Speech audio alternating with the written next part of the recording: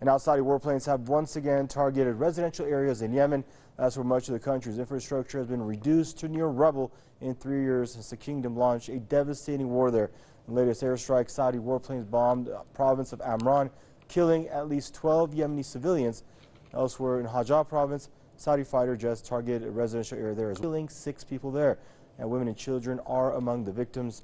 Meanwhile, the Yemeni army has targeted an industrial complex in Saudi Arabia's Jizan region with a ballistic missile in response to the kingdom's bombardment. Yemenis say they'll continue their fight until Riyadh stops its aggression against their country. Saudi war on its southern neighbor has killed nearly 15,000 Yemenis, many of them women and children.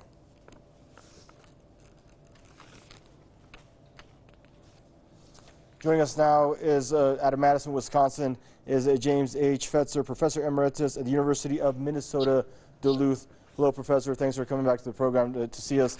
Now, your thoughts on, this never-ending saga in Yemen, Professor?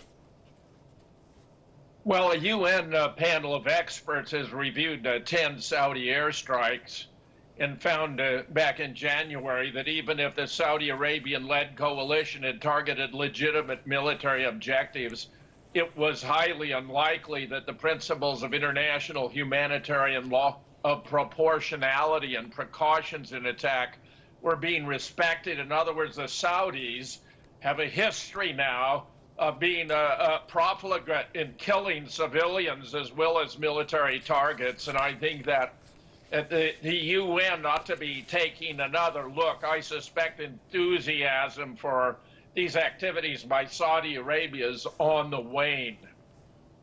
Tell me one thing, why is it that Washington says Iran cannot have a missile program for its own self-defense, yet Riyadh can have American-made missiles as long as it uses it on innocent women and children in Yemen? How does that make sense? Oh, it's completely hypocritical and disgraceful. Iran is one of the peace-loving nations of the world which hasn't launched a war of aggression against another state since 1775. The ratification of the Constitution began in 1787. George Washington elected president in 1789. So for longer than the United States has existed as a constitutional republic, Saudi Arabia has not launched a war of aggression. This is very unfair, purely political, completely biased, and appears to be exemplifying an Israeli Zionist agenda, sad to say. I want to thank you for joining us one more time out of Madison, Wisconsin there, Professor James H. Fetzer out of the University of Minnesota, Duluth. Thank you, sir.